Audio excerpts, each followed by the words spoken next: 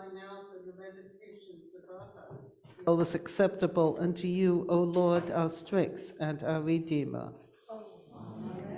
Please be seated. Father Gary sends his love. He was all prepared to preach today, and then he suffered a fall and is having back pain. And so he gave me over the phone this morning the outline of his sermon. He said it was a very Lutheran sermon about prayer. So my sermon is going to start where he was going to start, but I might diverge a little bit because I'm not a Lutheran. The first point about prayer is not a vending machine. We do not insert a coin of our prayer and out pops the thing that we asked for. Even if no matter how much we kick it, we can pray to God, God, give us rain. We need rain. Might rain, might not. Probably not because of our prayer. Mark Twain who was a very irreverent person, had an anecdote about this. He wrote about having been on a passenger liner going from New York to Paris. And the people on the ship were praying for favorable winds to push them from west to east. And they passed another passenger liner going from Paris to New York. The people there were praying for favorable winds to push them from east to west.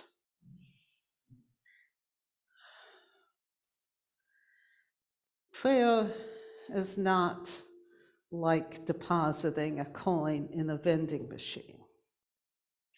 So why pray? Well, consider Jesus' words to begin the prayer that he taught his disciples. Our Father, our parent, our mother. Prayer reminds us of our relationship with God. Just like in the morning, if you live with someone that you love, you will say good morning. When you wake up your children, you will say good morning. When you turn to your spouse in the morning, you, I hope, say good morning. I have to admit, sometimes I say, coffee?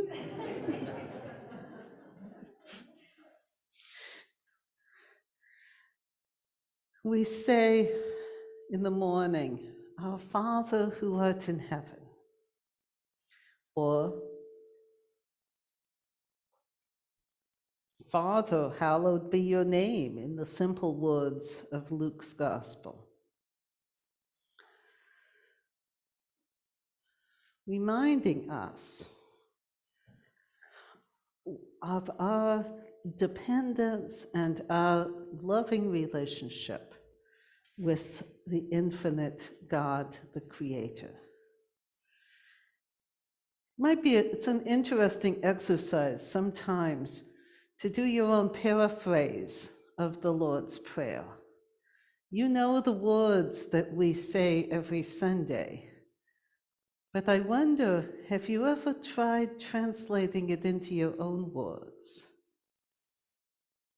It's not heresy. The words in Luke's Gospel actually come down to us in Greek. What we say is itself a translation. You can paraphrase it in your words. I know one retired priest who, as part of his daily practice, would alternate our Father and our Mother. How does it change for you if you think of parent, God as parent, not as old man with beard, but as maternal?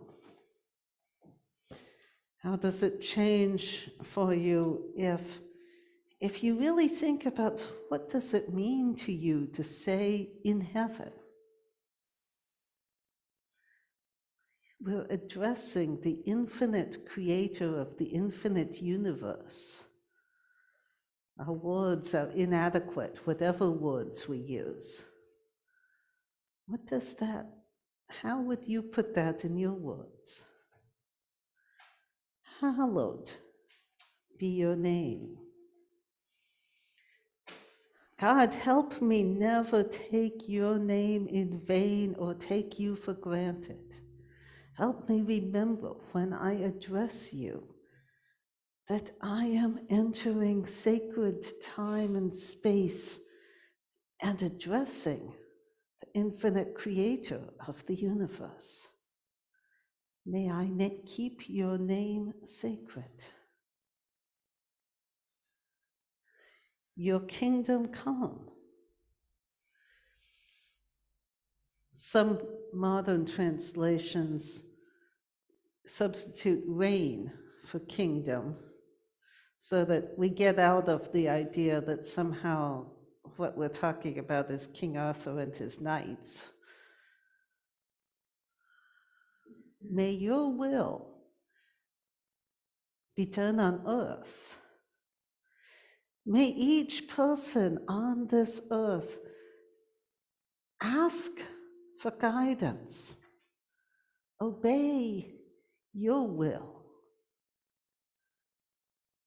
How different our life and world would be if everyone did that.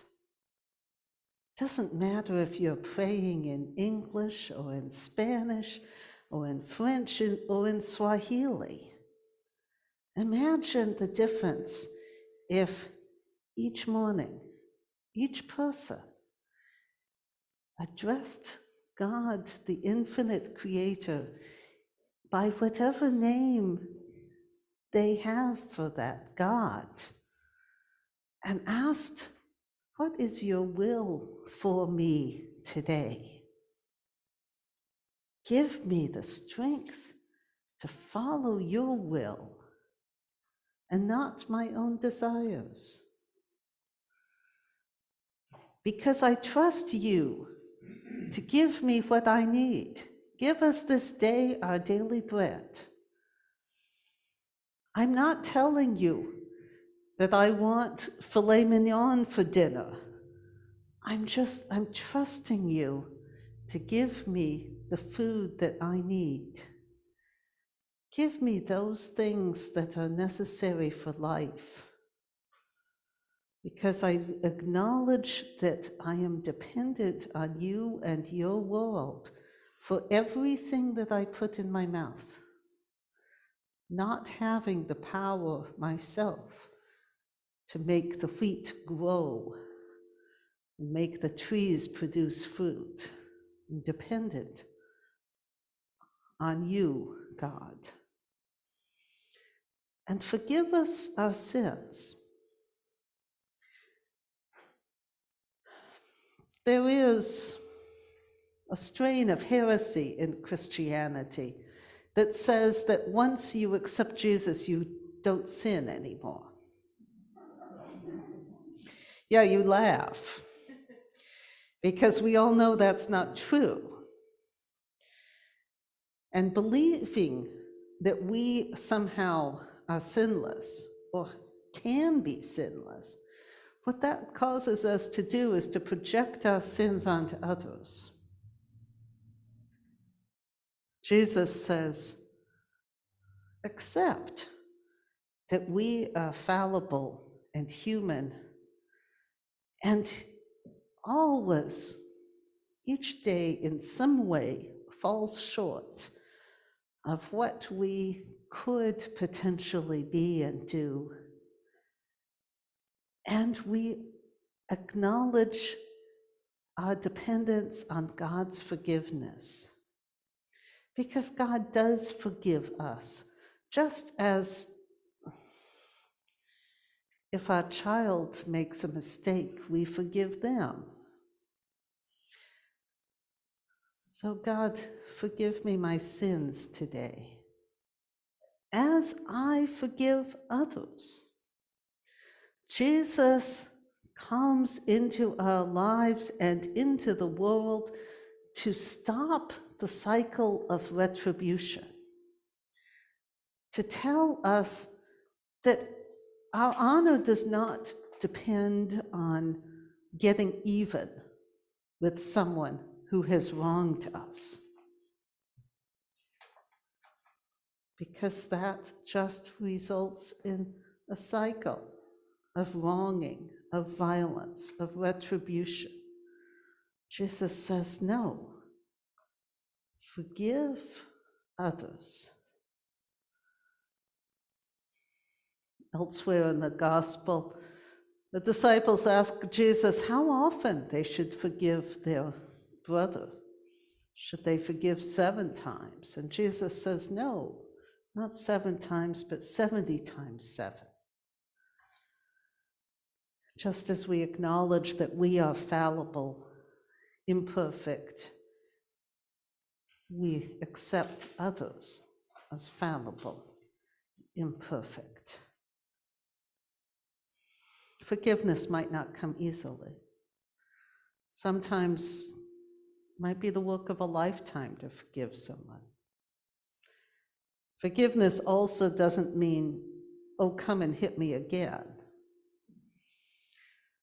I'm afraid that ministers through the ages have wronged wives especially in counseling them to forgive abusive husbands, instead of telling them that they are worthy children of God who are entitled to leave, who are entitled to protect themselves against further abuse, and telling the husbands that there is no way that someone who physically abuses another can call themselves a good Christian. Sometimes we have to seek forgiveness from other people as well as from God. Sometimes we have to make amends for what we have done. But God sees both the bad things we do and those things that in our hearts we would like to do, but just have enough civility not to. And God says each day, today you are my beloved child. Today is a new chance for you to live in harmony with me. Today, I forgive you, and I invite you to live with me today, giving thanks for that food that I give to you today, looking for opportunities to show love to others. And we, in praying, in starting our day with prayer, we are saying, I acknowledge my dependence on you, my loving parent. Be with me today. Open my ears, open the eyes of my heart to see those ways in which you are present in the world today. Open me to see those things that you call me to do as your hands and feet in the world. And in the evening, we again say, God, I acknowledge your holiness and goodness and my dependence on you. Forgive me today those ways in which I fell short. Give me your peace for tonight. The Lord's Prayer is a gift. Like all gifts, it only works if you unwrap it. Try praying twice a day if you don't already.